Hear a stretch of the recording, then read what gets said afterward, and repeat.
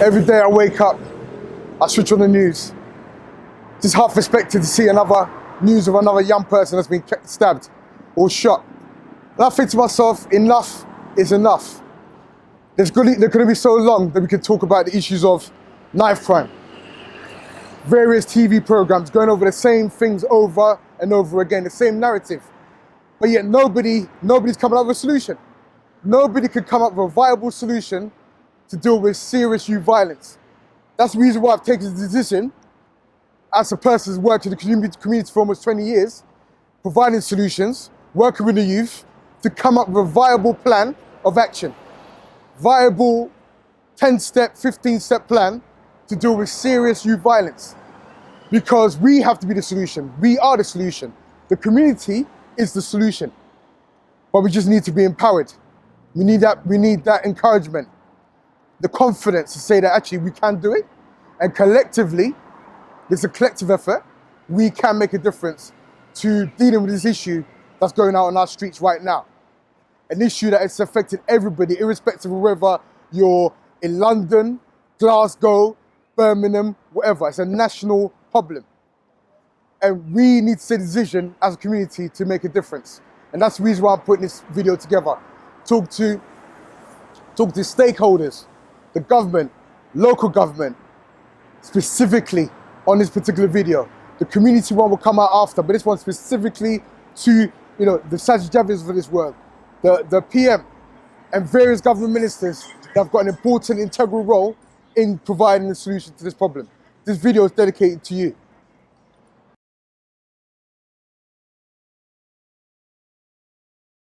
We'll start with the short-term solutions to serious youth violence in the UK. The first solution is the reintroduction or introduction of guardian angels. There was a recent story in the Metro of guardian angels that are operating in East London. These are volunteers that are trained up to patrol their local neighbourhood. What I'm advocating is not an increase in police numbers.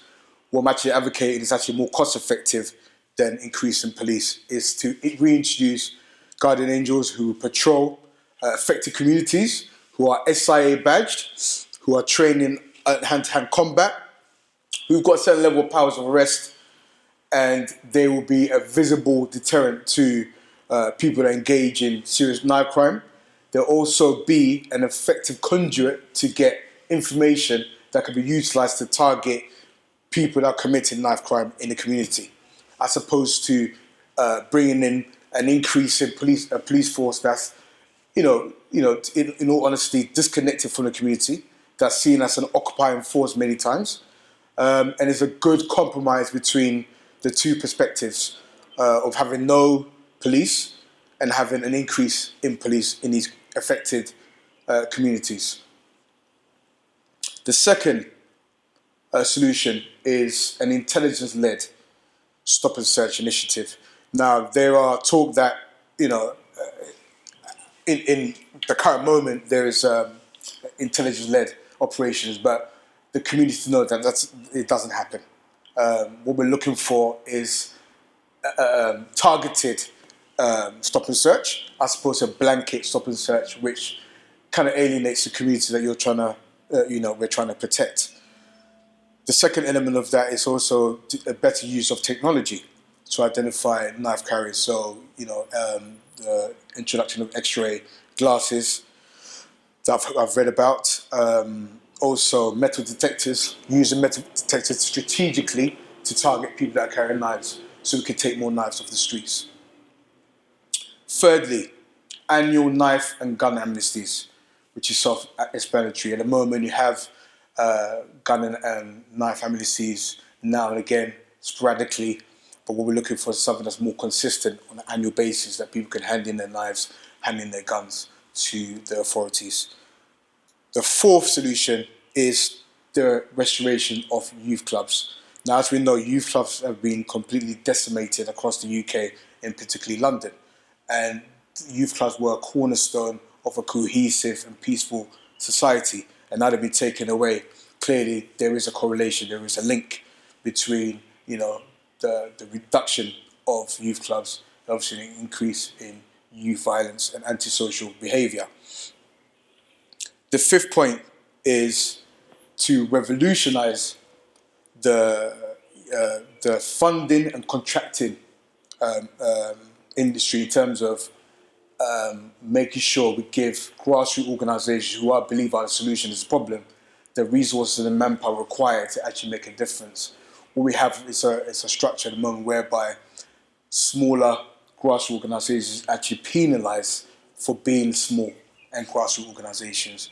You have mainstream organisations that have been funded quite well in many cases, but they're completely disconnected from the beneficiaries they're trying to help. And I think by operating a social enterprise structure, by operating a payment by results structure of funding, you negate this whole mistrust of grassroots organisations. You also give an opportunity to deliver on what they say they can deliver and what they actually are delivering, but on a small scale. So it's about helping to scale up the results that are happening in the community, all across the UK, but it's about scaling that up so the impact is felt right across society. Point 6, corporate social responsibility, CSR. We believe that the corporates have a responsibility and in fact a duty to support grassroots solution providers that are on the ground, that have passion in abundance, but not necessarily the manpower to deliver. So more collaboration between CSR, the corporates and grassroots solution providers that are on the ground, and reaching out to the corporate world to actually support in delivering these solutions. Number 7 is the social influencers. I'm talking about the musicians, the sports people that have clout. How can we work more collaboratively together to actually deliver the solutions?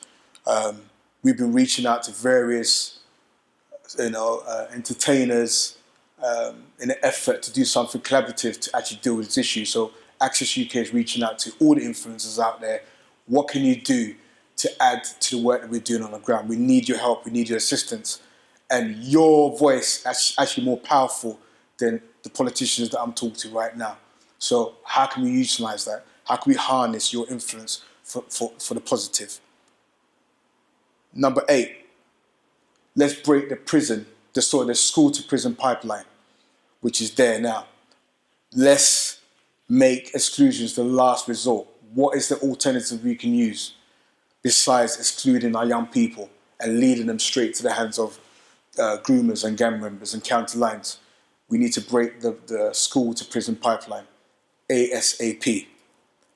Number 9, visible role models. And I say visible role models because there are lots of people, or actually I say there was individuals that are highly successful in affected communities. But what tends to happen is that once they're successful, you never see them again. They leave to go elsewhere. And if I done a survey of 100 of my beneficiaries in Haringey, Tottenham, or Brent, or Hackney, or anywhere else we operate from, and ask them to name me all the successful people they know, I guarantee majority of them would talk about sports people and entertainers. But we know there's doctors, there's lawyers, there's accountants, there's a whole plethora of professionals out there in the community that are not seen. And what we need to see is more visible role models. We need to see fathers taking responsibility for their children out there and being the visible role models they need to be to help our youth, to give them a sense of guidance, a sense of belonging, so they can actually make the positive impact that can be made with within the right environment and influence. Number 10 is something more practical. Reintroduction or introduction of parental classes, first aid, and self-defense classes that will actually help to motivate and give these youth a certain level of confidence when they're out there on the streets, to help them circumvent particular dangers and protect themselves against the threat of serious youth violence and knife crime.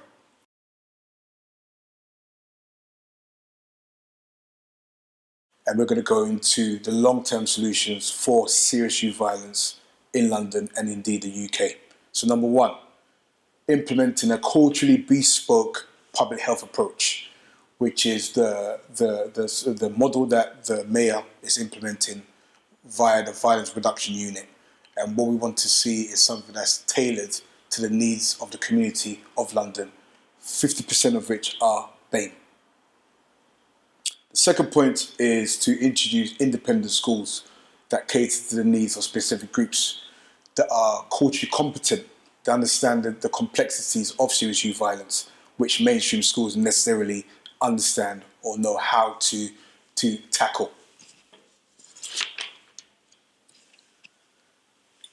The third option, which is the specialism that Access UK deals with, is providing bespoke solutions for marginalised groups, opportunities, jobs, training, specifically targeting those that are involved in youth violence and knife crime. And that mainstream, with their one-size-fits-all model, is clearly not working. So more support for grassroots organisations like Access UK, who deliver very, very tailored interventions for youth, particularly with jobs and careers and guidance. Number 4, focus on entrepreneurship and business startup support for people that, again, engage in serious youth violence, and giving them the pathway to translate their using their quote-unquote skills in a legitimate manner that's going to help them out that life of criminality and serious youth violence. And the 5th, a culturally competent mental health service that plugs into local grassroots organisations that have got the specialism in dealing with individuals that are disproportionately or groups that are disproportionately overrepresented in the mental health sector. If you'd like to get more information about how we can address serious youth violence collectively, please get in contact with Access UK today.